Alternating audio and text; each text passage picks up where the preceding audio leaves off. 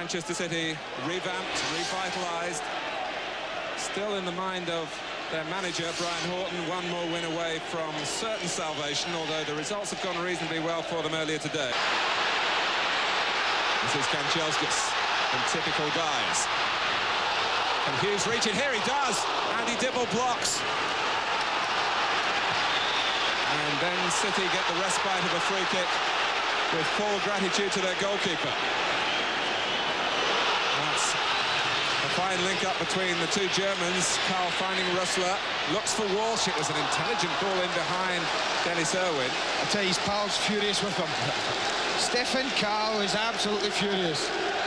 But let's have a look at that save from Dibble, and this is why he's been given the nod. Even if Tony Cotton was fit today, I think Dibble would have been given the nod, because this is the type of form that he's been in. Here's Hughes with the back heel. No one in particular for United, cleared by David Brightwell. Rocastle, who loves to play from the centre of midfield, trying to feed it through for Walsh here, who skips away from Steve Bruce. Rössler hits the post. And Roy Keane clears his line. Manchester United took the right turning when confronted by a crossroads in their season at Main Road in November. 4 days earlier, you might remember, they'd flown home from Turkey out of the European Cup. After 45 minutes, they were 2 down to Niall Quinn.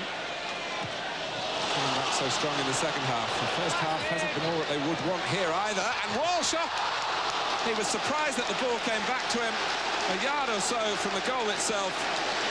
Manchester United just about survived. The only thing that Walsh is wrong here is he loses track of it there.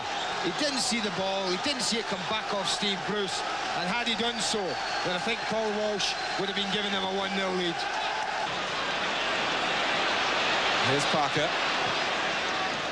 Hughes gets it to feet to lay it off to Kanchelskis. Biggie, the first line of defence, he skips past him. It comes for Hughes. Leaning back, lofting the shot, and escape for City. Well, as soon as his body shape was on the back foot, if you like, his left foot, and he's leaning back, he was always going to have difficulty in keeping this down, even with someone as good as Mark Hughes at bowling. You can see there, he's leaning back. United have taken only 12 points out of the last 27 available to them. That's the ball that they want from Hughes to Kanchelskis. Andre Kanchelskis, Cantona is there, Kanchelskis, Cantona.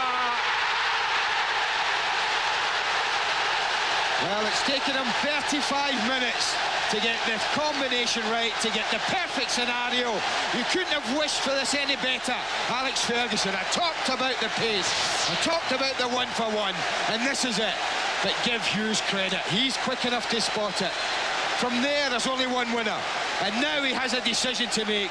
Cantona makes it easy for him, takes up that position. It's a square pass, very close to being offside, you know, but the pass, I think, is square, and that keeps him onside. Well, you talked too soon about this weather in Manchester, didn't you, Mr. Tyler? It's now bucketing with rain up at that left end. I say it was Alex Ferguson who wanted the rain. He had the sprinklers on all day. And here's Cantona closing in for his second. There it is.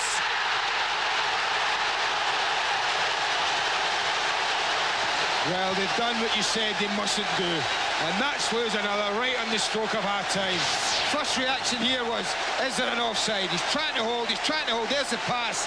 It's David Brightwell on the far side, and I think he's so concerned with Kanchelskis' pace that he's gone back. He doesn't want to get caught for pace. He's gone back, and that's proved fatal, because everyone else is up.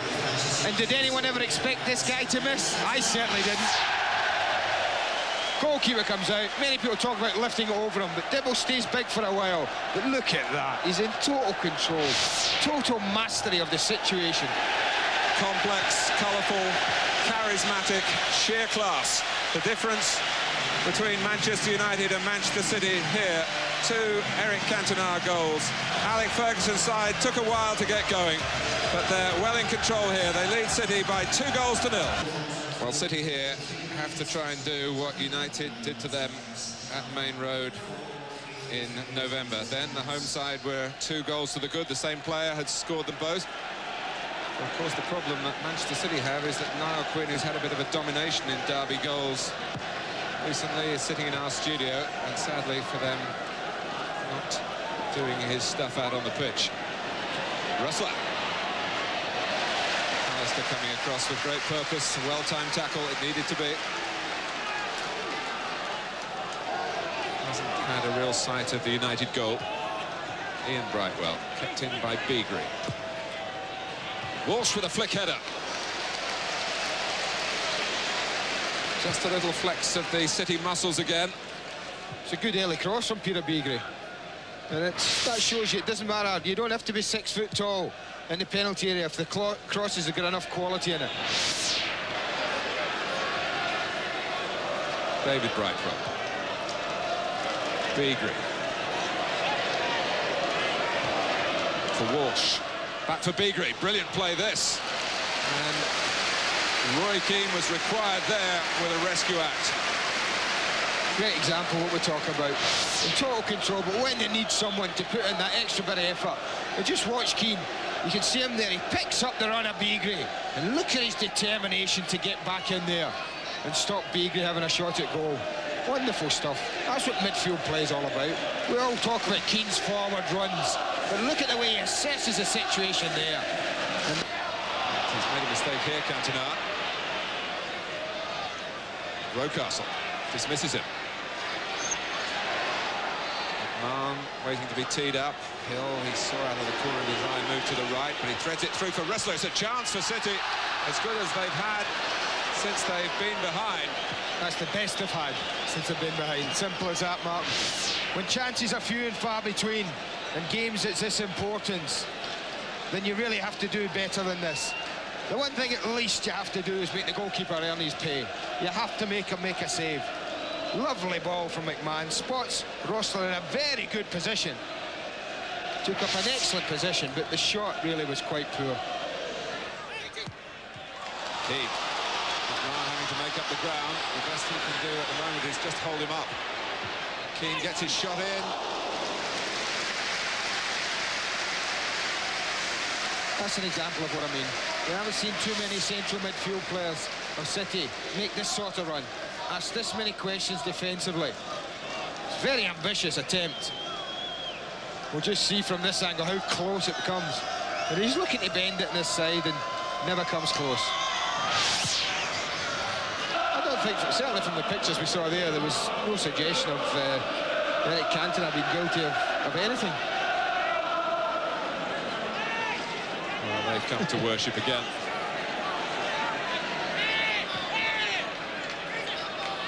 It's pressing on. I'll tell you what, I wouldn't mind seeing that again. I wouldn't mind seeing that again. And Ince turn their attentions at the referee, and Ince has spoken out of turn. Now, you might remember the last booking that Paul Ince got. There was a suggestion that it would take him into a suspension. That period has passed. Here it is. Let's watch the penalty.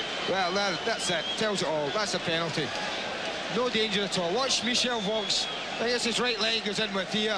Out it comes. It comes up high. Takes Paul Ince halfway up.